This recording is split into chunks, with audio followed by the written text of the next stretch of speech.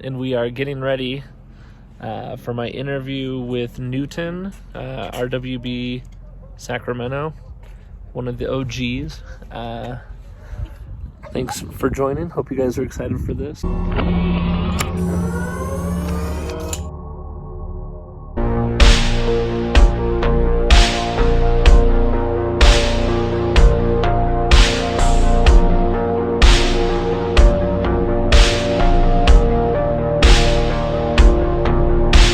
Yeah, I miss it every day. So, my name's Newton Kwan. I'm in, I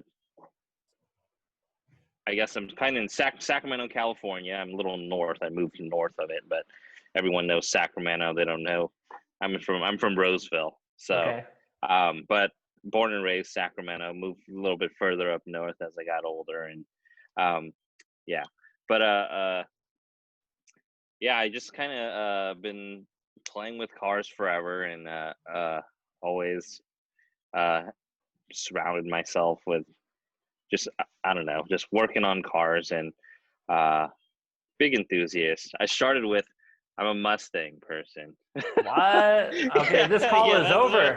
I know. I was like, I started with Mustang. I started with Mustangs, and I just kind of like went from platform to platform, and then I never really, found a home for a certain platform. But I love all cars, and so I started out with a Mustang, and then souped that all up, and it was like the most slammed Mustang in Sacramento and stuff. But over the years, then got into some Nissans, did some drift, some 240s, a 90 and a 91, both hatches, and then one of them, uh, S15 conversion, wide body, Origins Lab kit, Lambo Orange, I've seen that car. SR20. After they send me pictures, I'll put it in the Oh, video. I think I've oh, seen it though. yeah, yeah, but it was definitely one of my dream cars. And then as I got older, had to pay the bills, and then I had to forced to unload it, and but got into the Evo group, had an Evo X for a while, and back then we did a lot of like stupid street race, when we're young and I stupid. get it. Yeah, we're still young Yeah, and still yeah, stupid. yeah, still Yeah. young and still. um, but yeah, some friends of mine, some really good friends of mine, they got me into like autocross. So officially driving, Mm. so track and autocross and stuff, and then so I started out with a Mitsubishi Evolution, the Evo 10. Um, did a bunch of stuff to it, modded it all up, and then it didn't perform the way I really liked it to perform. And then, and throughout all this time, I had motorcycles, and I love motorcycles. And like we discussed before, Yeah. uh, I went through a bunch of motorcycles, went through a big accident, and got up, and I was just trying to ride home. And but the the the person that kind of helped me when I did crash, there was a nurse getting off work, and the nurse was like, "I'm not letting you go anywhere. You're going to the hospital right now." Oh. So I took a spill about like 70 miles an hour on the freeway, and then, but it was just like kind of just rolled around, and then I was gonna get back up and ride home, but they were like, "No, you're definitely not going anywhere." Awesome. Yeah, but yeah. Uh, but I've always had a big interest in cars, and then when I met my wife, she made me a deal: no more motorcycles, and get rid of your little racer cars, and I'll let you upgrade into something and get a nicer car. And that's when I chose a Porsche. Finally moved into the Porsche world, and uh, uh, when I was younger, I had the magazine from Super Street. It was the first. It was the issue where they had Mark Arsenal's uh, Pandora. Yeah. Pandora one. It was the one on the cover issue, and I was like, that's the dream car. I want to build one of those, Yeah. and I've kind of just always had that. And my uh, wife was a big traveler. She liked to travel all over the place, so that kind of helped me with going to builds and stuff. Oh, So she helped definitely support it and stuff. And early in the times when it wasn't when RWB wasn't as big, it was in the earlier times where after we got our 993, so I got a 993, and then the goal was always to turn it into RWB, and this is when all the guy used to want to talk to you and see if you're a good fit for the car, and kind of just talk to you and vet you and just see that you're a good person. I had been emailing him and calling him, trying to get a hold of him back then, and I always got no reply until one day we decided to go on a vacation. My best friend happened to live; he got stationed in Japan, and he called Nakai on the Japanese landline, and he was like, "My friend from America wants to come and visit you. He has a Porsche and he wants to make one." And then and that's how he was able to get a hold of Nakai, and the guy was like, "Yeah, come. Tell your friend to come." And then so that was how our trip started, and kind of made it over in Japan, and then went to headquarters and met Japan. This was like 4 or 5 years ago or something. yeah. Yeah, and Has he ever always since then, yeah. has he always been in that Kashiwa location, that Chiba location? Yes. Yeah. From what I know, yes. That he's always been out in Chiba. His factory's been out there, and it's just been expanding and keeps building it out, and the cars keep growing. Yeah. The cars keep growing over there. Yeah. Yeah, but yeah, it was pretty cool. Yeah. Did you like talk kits with him when you met him? Were you like, hey, here's what I've got and let's like start talking design, or what was that like? So when we first met him, this is the truth. This is the story that kind of this is what just sold me on it. Okay. Right.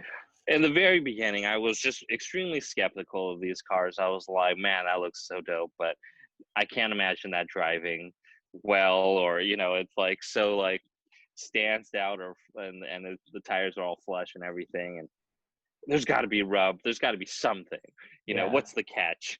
And then so when we told him we were coming to Japan, he's like, come to Japan, come to headquarters. So we got off the plane like at 10 p.m. and we went straight to we made our first stop, and he told us to come straight to the shop.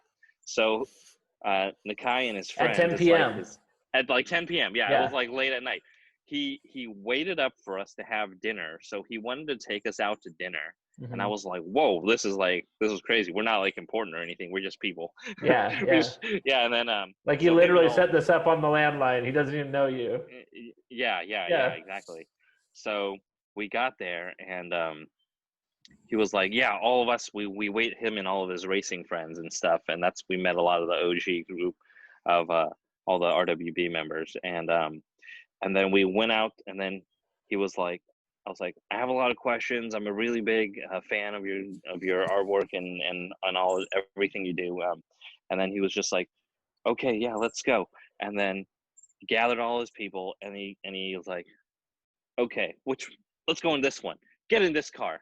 No questions yet. He was just like, I was like, yeah, I got a lot of questions, and just and he goes, just get in.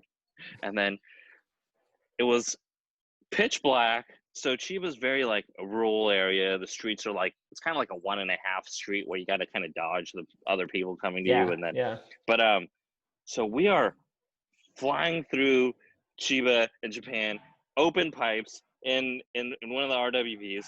I'm just like holding on for dear life. I'm like, holy shit, we're open pipe. We're flying down the streets in Tokyo and stuff.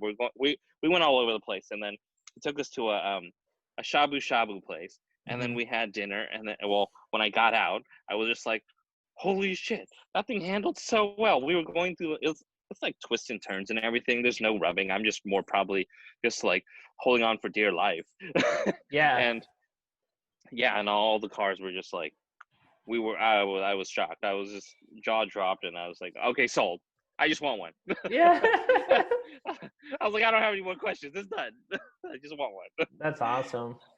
Yeah, but he was so kind, very generous, and we took us out where we guessed, and he was just so nice to us, and he took us to dinner, and I think the thing was that we really clicked that over the years I've always just been I'm very hands on, so I like to work on my own cars and stuff, and I told him like a lot of the cars that I worked on, and some of my friends they have body shops out here, and one of them some of my good friends, they taught me a lot about body work, and I've always done some engine mechanic work here and there, learned a lot about suspension work, um, all pretty much by myself and stuff, and then but um yeah, I just told him just kind of like my background, and uh I I think he I think he took it well and he liked it a lot, and from there I kind of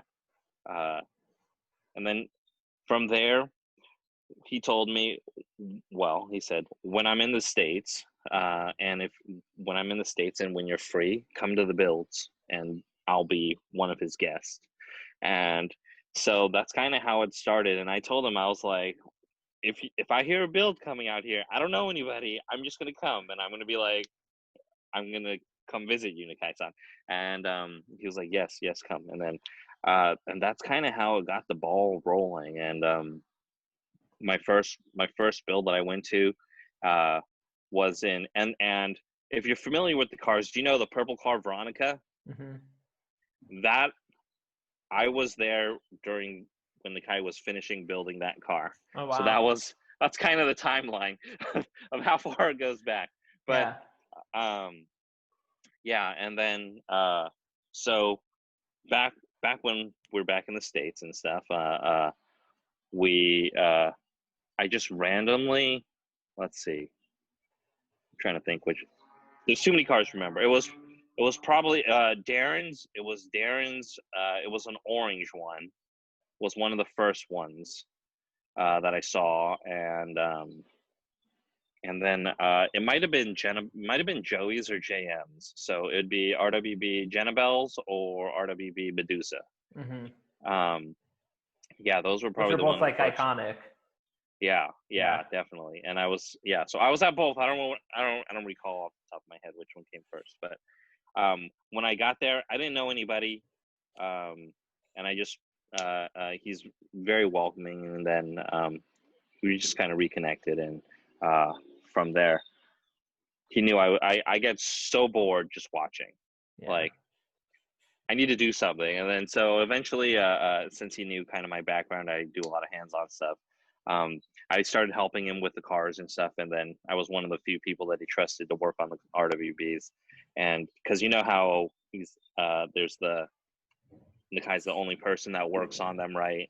Hmm. Um, over the years, he's allowed some of us to help assist and take on some roles to kind of alleviate him. Um, Yeah. were you at Joe's build then? Yes. Okay, Were you there? I think I met you at Joe's build. Yeah. Mhm. I knew a lot of people that knew Joe, and then it's really funny because the person who kind of kicked it off for me, that was part of it because I'd already been doing some of these like RWB paintings and stuff that I was doing Mhm. before. Mhm. But the person that like really got it going, two people got it going for me. One was Gary. Do you know him? His Instagram's RWB Gary, Yeah. and What he's location I is he the Japan one? no, I think well Or is yeah, it? so I think that he used to be he was like a McLaren tech or something, Yeah. Yeah. Yeah. Yeah. Yeah. and And then I thought he moved to Japan. he's in Ireland and now he lives in Japan. Yep, that's him. Yeah. Okay. Okay. So Yes. I had gone to lunch with Gary like a long time ago, like 8 years ago or something, Yeah. like a Yeah. long time. Yeah. So I went with him Yeah. and I kind of like would talk to him about it, but it never felt like a reality for me to do this. Uh huh. Uh And huh. then maybe like 2 or 3 years, maybe just before I went to Joe's build, I had Mhm. met Eric. Yeah, but Yeah. Yeah. Yeah. Yeah. I anyway, was at. his was one of the first, one of the early ones I went to as well. So he, between him and Gary though, he gets on my live streams when I stream art, and so I do like a Uh-huh. lot of live painting. Uh-huh. And so Eric would like just get on my live art things and just like talk to me. Sometimes Uh-huh. it'd be just like nobody would show up because I Yeah. feel like, you know, when the bands tell you those stories, like, yeah, my first show, there were 4 people and we were all on stage playing Mm-hmm. for no one, Yeah. you know? And like Uh-huh. I definitely feel like that a lot of the times when I'm streaming, especially like live Yeah. painting. But Yeah.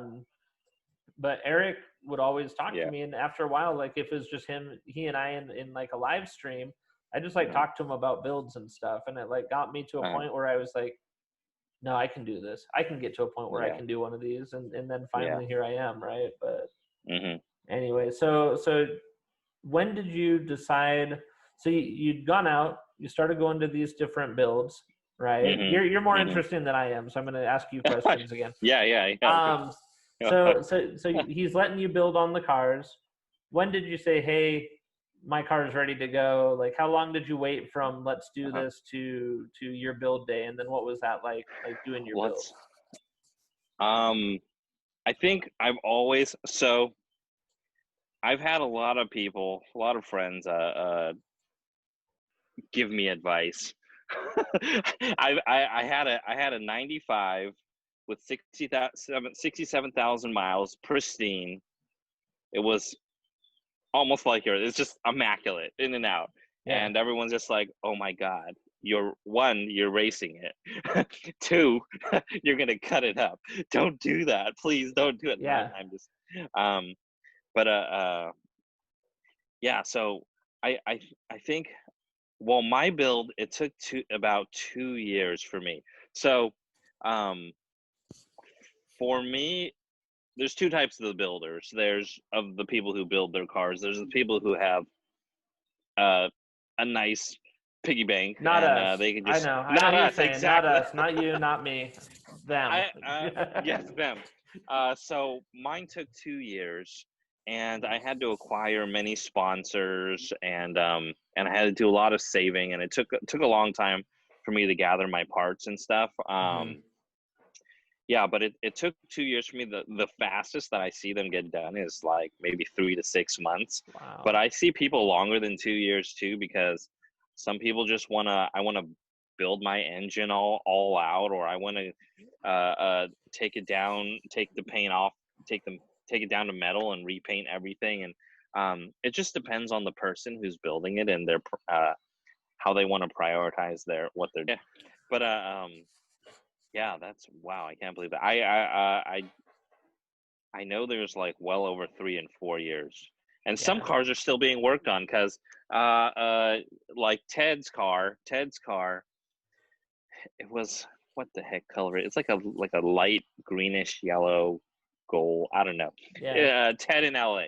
So Ted did 5, and I think I worked on almost all of them, but one of them, we built it at RWB LA years ago, and it disappeared. Wow, really? I think it's just still being worked on, or like the interior is being. Yeah, it's crazy. There's cars that they come and go. They'll reappear eventually, and but yeah, Ted. I ran Go into ahead, Midas Touch, and I remember when I found Midas Touch, it was like, don't tell anybody this is here. Oh yes, that one came from Japan, picked up, and then it's in Portland or something, isn't it? It's up north. I saw it at a warehouse by the airport in Portland is where I saw it. Yeah. In a car collection under a cover, and I said, that looks like a Rauh-Welt silhouette. What's under there? And they're like, you can look at it, but don't tell anybody. I think that we're beyond when it matters, because this is like 4 years ago I saw it. Yeah, because the person brought it out to. I'm not sure if they're involved if they're in our chat room, or I don't know if they talk to many of us, but yeah, no, I think I follow them too. Yeah, they were at a Renworks reunion, and they were I think they had to like fix up some stuff on it. There was some stuff that needed to be fixed, and I think it got done though. Yeah. Yeah, So that was a cool car. You got your car built then after 2 years. People were telling you not to cut it. You cut it. Yeah. I think I was always pretty committed to doing it. That was the original goal that I had set for it. And I probably had a whisper of second thoughts here and there, but I don't think I've never had any like regrets in cutting it up, and I've actually enjoyed it just a ton. It's I don't have too many after I had a kid, I didn't have too many opportunities to go drive and do all this other stuff to it, but it was always like a work in progress, like most of my cars are. But you're just a perfectionist. That's fine. Yeah, I just there's just always other stuff that I want to do before I feel fully confident in me driving and being able to handle the car and whatnot. But, did you do a private build, or did you do a big public one and make a video and stuff? And I just haven't looked for it. Let's see. So since mine was more of a budget build, I didn't have a videographer or anything. Yeah. We had that's like me on all of my videos. There. Yeah. No, I did really want it, and a lot of people were telling me, yeah, get a videographer. I'm like, okay, bro, I don't got like a couple $1,000s to throw at a videographer, but yeah, because I got to buy my bushings, and I got to buy my tie rods, and I got to buy and those are thousands on thousands on thousands on top. So that's how I feel. Yeah. Yeah. So I can survive without not having a professional videographer, but we did it pretty big in Sacramento. I think it was a great turnout. One of my buddies, they helped host and sponsor the location. So our buddy's body shop, Diamond Auto Body, and they just did a spectacular job. They had this really open area, and so for your builds, there's two different types of builds. You can go to like a nice fancy place that's has a really like nice scenery and stuff to build it at, which is really cool. But then you have to bring all these tools and stuff, and you need to make sure you have all your tools available when you need them. Mm-hmm. Since I did mine at my friend's body shop, I just wanted to make sure I had everything I needed in case we needed something that was missing, or a lot of times we run into the issue where the air compressors aren't good enough, and we need to it makes the difference dramatically when you have a good air compressor versus a commercial air compressor. And when the Nakai was my build was one of the fastest builds that have occurred. So it was going so fast, we had to tell Nakai-san, all the guys are partying over here. We're all having a good time. Can you slow it down? Can you slow the party down? Can you slow down the build because you're going too fast? Okay, so there's times when if you don't have the right compressor, let's just say, for example, it could take an hour or more to cut one fender, and that's 4 hours alone, right? Okay, so when you have the right tools and stuff, like it was just like butter. He was slicing through it with the shop compressor, and we finished probably cutting all the fenders in like 30 minutes. So it's like it can be dramatic from or the compressor dies, or there's just like multiple things that you just have to plan for, and I just like I prefer to have all the tools and anything available. Were you like nervous coming up to it, or you'd seen him at enough builds and helped with other builds that you're kind of like, oh, it's finally mine? It was definitely special for me. I have seen a lot. I had seen a lot of builds prior to my own, but it was a different one. It was a different special, like where we're working on my own car this time, and so it was really cool. Were you all of a sudden like more worried about alignment and like what cuts looked like and stuff? Yes, and that's why you have to have the right tools, because I want them really nice cuts. With everybody else's, like, no, that blade will last for all 4 fenders. Don't worry. Yeah. don't worry, no blade. We'll just get a hacksaw or something. Yeah. We've seen those situations, and yeah. On his, you're just handing him a new blade every single fender. Just use this fresh Yeah, one. yeah. Here's a good one. It's funny. But yeah. Has there been anything that's like surprised you about him? I mean, at this point, the whole world's kind of like, we've seen all 10 million videos. We've seen all this stuff. Is there anything that like you think A, would maybe surprise somebody to meet him the first time, and then B, was there anything that surprised you personally, even from the time that you had met him originally in Japan and everything?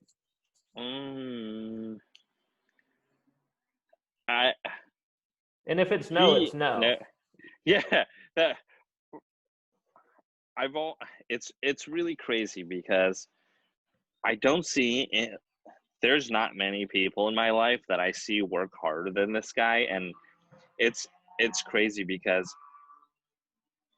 a lot of the times I just want to help him so he can take a break just from life and everyone surrounding him and stuff.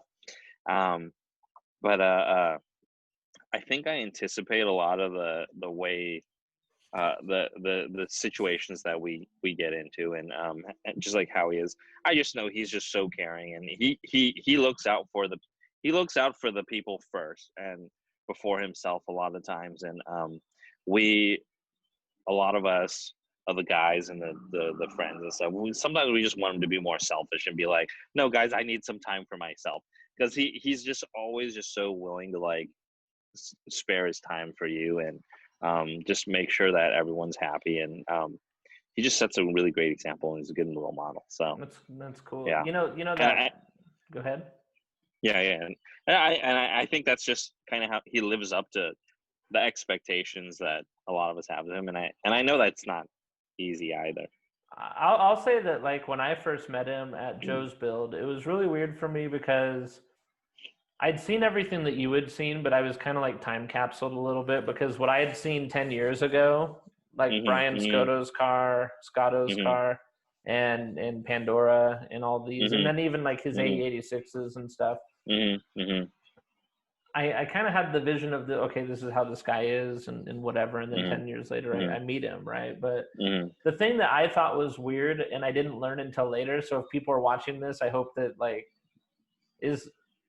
I met him when he came in that like blockade, that autocade of G-Wagons. Like we're sitting around, there's this crowd outside of 503 Motoring. There's all these people. I remember that. And then like I'm gonna probably make up a number. It's probably like 2, but like I'll say 8. Like I don't know, like 6 or 8 or something. Yeah. You know, G-Wagons, not cheap ones, not beat up ones, perfect, brand new looking G-Wagons. I think they're all black. Roll up, and they're like, "Oh, Nakai's here," and it's like, whoa, this guy expects to be picked up and driven around in G-Wagons? Like, I'll be lucky if I can get Uber out there. He does not expect that, and that's the thing. He does not expect that. I think a lot of us, we want to treat him well, and I think we try and provide the best stay for him so he can be relaxed and stay in the zone and just be comfortable, you know. Yeah, and I did hop out of the G-Wagon. I was jammed in there as well. See? Yeah. I do remember that when they picked us up from the hotel. What? For the Sacramento build, I rented out a house for a whole bunch of people to stay in. Just people came from everywhere. We had a couple hundred people probably come through. We did have to tape the area like off from like random like people. Like at 503, right? When he just it was like that. It was exactly like that. And then I hosted all the food. I make sure everyone's fed and everyone's having a good time, and it's awesome. That's How many of the guys are willing to typically travel to stuff? Like, I'd imagine you've got time to plan. I'd imagine there's a chance you would come to mine, because it doesn't get a lot much, you know, it doesn't get a lot closer. I'm not that far from you. The West Coast ones are really easy for me to go to, assuming that I get permission. Well, it depends on schedules all the time, right? Schedule, it's always So a lot of the ones that I've been to and stuff, as long as they're like the weekend ones are the easiest to go to. The weekday ones, I still go to them, or I might go for a day or two and maybe not stay for the whole thing, but you know, I'm flexible for most of the things. Sorry, it's You're fine. You're fine. But there is a lot of people, if you make it known in the group that, like, or just like friends, that you are or you're opening it up to them, or you're inviting hosting them, or whatever, I think, yeah. or host, yeah. Yeah. A lot of them would make the effort to go. So this is how I see it. Nakai just traveled around the world to see you, or to be almost in proximity of us, and for us to say that it's a problem that to fly a state away, or 2 or 3 states, you got to be tripping. Like he's our friend, and he's done like a lot for us, and it's an opportunity to see all the guys and stuff. And I think that's one of the things with the RWB group is, more than the cars itself, I love the people and the community of the people, and that's where I think we get drawn back in there, and that's what keeps me coming back. You get drawn and quartered. I do have some answers for your a couple questions back. What would I be surprised about? Yeah. I am always surprised about, okay, a lot of the times when I part of working on the cars, Nakai has taught me a lot of things, little tips, tricks, techniques about the Porsches, and things I never knew about, and just like, what did I learn? Oh my god! Just like the whole torsion system. Did he instill confidence with you on the torsion system that it's good? Yes and no. I know it's old. But if you refresh it, it's not. It's still pretty stiff. And it kind of just depends on what you're going to use it on. But as for completing the RWB process, I'm looking at it more of not the end car, but like completing this phase of the process. So if completing this phase of the process is finishing the RWB part, because then you can move on to the next part. If you want to rip all your suspension out, you can do that all later. But the hardest part is getting the kind of fly out to you, and then come and cut your car up and work on it and put it all back together. That's the hardest part in coordinating all of that. Just like how, yeah. So it's like I'm trying to help people get through that process so that they can move on to like another phase. Because if you want to do all these things all at once, like do your engine, do your suspension, do your interior, and then do the kit, and then have it all bundled up, and then have a nice, at the end, the guy shakes your hand and says, "Congratulations, here's your RWB," right? If you want to do like that, that takes a significant lot more manpower, effort, coordination. Oh yeah. Yeah. Well, you're like me, where like I've never built a car that I was like, so I built this one and it was 100% done, and then I sold it because it was 100% done. Like it was. I've never built a car like I don't think I've ever finished any car I've ever started, because I keep wanting to change didn't even finish. I didn't even finish mine yet. Mine was still mine was okay. Mine was so close to being finished. There was, let's see, what was I doing? I was trying to, I was changing out bushings, and one of the things I was trying to do was I couldn't find anything online, so I've been trying to make little tutorials on how to do this stuff. I was making video tutorials, and then so I currently have all these films and recordings and everything, but I just haven't had time to edit it. So I have just a ton of stuff. Believe me, I know how bad that is. Yeah, it's like hundreds of gigs of unedited video. But anyways, I was doing the front, and then I had to move on to the rear, and I didn't get the rears done. And then after the rears, then I was going to finish off everything, and my suspension should have been all done and tightened up. And then I was going to go bring it back to the track and test it all out. And I never got to that. And that was my one goal, was to get it back to the track. Do you track a lot? Back then I tracked a little bit. I did a lot more autocrossing, and that was it. Yeah. Well, you made a noble attempt, I guess.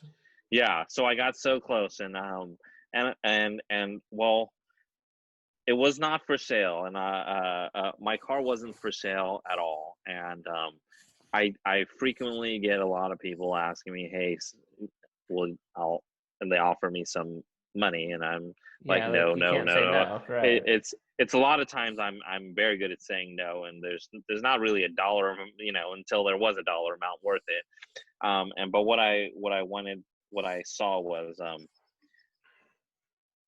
so my car stayed local. There was a couple things. My car stayed local to a local owner, car enthusiast, and but I know that I'll be able to see it. I can still go see it, and I know it'll be around here. I know they're going to take care of it because I know this person, and but also this will allow me to.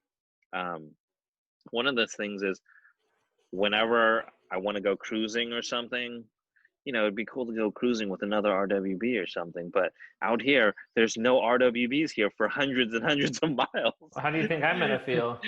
Yeah, exactly. Well, there's a bunch in Portland. But I'm in Salt Lake now. You know that, huh? Oh, yeah. Yeah. Oh, you're in Utah. Yeah. Oh, you will understand how I feel. Yeah. Like I want to go cruising with the guys one day. All my friends have BMWs or Porsches or whatever, and then or like I was cruising with the Evo groups for a couple times, and I'm like, this is so weird. There's an RWB and like 10 Evos, and so so when I sold it, I had in mind I want to bring more to Sacramento, and that was partly part of it. I can build more, and so now gave me an opportunity to move to I'm moving to the 964 platform, and we'll have some 964s in Sacramento. So we're gonna have we'll have a good number of them, and we'll keep growing them. I hope to grow them out. I think the 993 has a little bit more modern feel to it, modern look, a modern classic look, and the 964 has the 964 has the really classic look, but with some of the more comfortable amenities, the comforts that you would like to see versus the 930. Yeah, and then I guess that for me, what's funny though is when you go to a Rauh-Welt, I think the 964 is unbeatable. Like it's so good looking. As soon as you do the fenders and the wheels and the wing, I love the upright. The headlights are just upright and perfect, and they just look like race cars. Like I like how they just look like the 993. That's how they should be looking. That's how they should have came off the. Yeah, and so when I see a standard 964, like Eric Rocky has that mint green one that I love, and I always try and get him to sell it to me, and he won't sell it to me. But it's funny because Josh has the mint green one. Well, no, Eric's got a stock one. Oh yes. So Josh has the one on the rotiform wheels, right? Yeah, he has that backdate one. But Eric's, he posted on Instagram and stuff all the time, and I'm like, when can I come pick it up? Like, that's the car I want. But it would be a travesty for me to buy an original mint green car and cut it. Oh, that's what a lot of people say, and but I think after you do it, there's not much remorse in it. Because it's still your car that you're attached to, and now there's a story and an experience with it, right? Yes. Yeah. What about, and I know we just have a couple more minutes. I guess the last thing, just any tips or advice or anything you think I need to be doing especially because mine is a COVID build, so I have no idea what my timeline is. And most people at least have an idea, right? Yeah. Well, kind of. There's always unexpected things that are gonna come up. I have no idea what's going to happen until this COVID situation gets better. I think we're both kind of on the same boat. I don't think there's any timelines I think depending on how soon after COVID you do it is how small your event will be, or how big or small it will be. Mhm. Uh, it yeah. Um, it's up to you if you want to keep it private or open it. I would say safety is probably the biggest thing.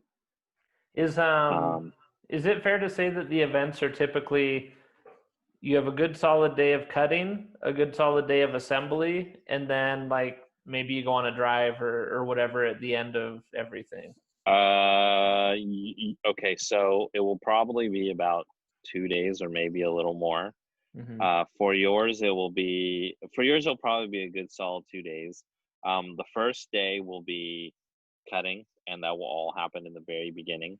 Mm-hmm. So the cutting and mounting the fenders and bumper, that will probably be the 2/3 of the first day. Mm-hmm. And he will probably Sikaflex and uh, uh, he'll probably Sikaflex all the fenders probably by the nighttime. And then day 2 is just pretty much touch ups, detail, uh, Set the suspension tow up and like hook, make sure set the everything's suspension. Yeah, well, so the second day is a lot of stuff where we can't help to do, but him. He'll do the support brackets. It'll be like I can't be under the fender with him while he makes the support brackets, you know. So, um, I would probably say the hardest thing to do. This is like, yeah, it's it kind of feels like the stress of planning a wedding and trying to keep everything on schedule, and yeah, yeah. and yeah, and it's very hard because he may change things up on you. So there can be a bunch of things, like, I don't know, lunchtime, but he wants to work through it, and then you got to push lunch. Or if you have a reservation for dinner or something, but he's Yeah. still not done, and you don't want him to lose his focus, and it'll be like, you move your reservation, not me. Yeah. There's always times like that, and a lot of I mean, he's really flexible and stuff. He figures out how to make things happen. Cool. He'll always work his magic, but yeah, just kind of planning it and just making sure that you have all your bases covered. And if there's certain things that you need to like get autograph or done, or if you need him to, I don't know, do a video or something for you or something, make sure you like set some time aside and just kind of Make let sure he some of us knows too. know. Yeah. Yeah, let Yeah. him know, let some of us know. And most of the time probably letting some of us know, and we will, and a lot of times we will just tell him, okay, Nick-san, take a break here, we have to go do this really quick, or you know, we'll kind of help him be a secretary or That's something. good. Yeah, just to kind of Yeah, remind. yeah. Cool. Well, this has been really fun.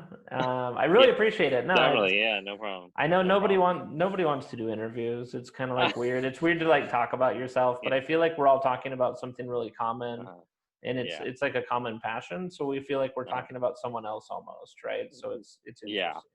Yeah, So definitely. No, I had a lot of fun. Yeah, if you ever want to do this again, we happy to do it again. yeah.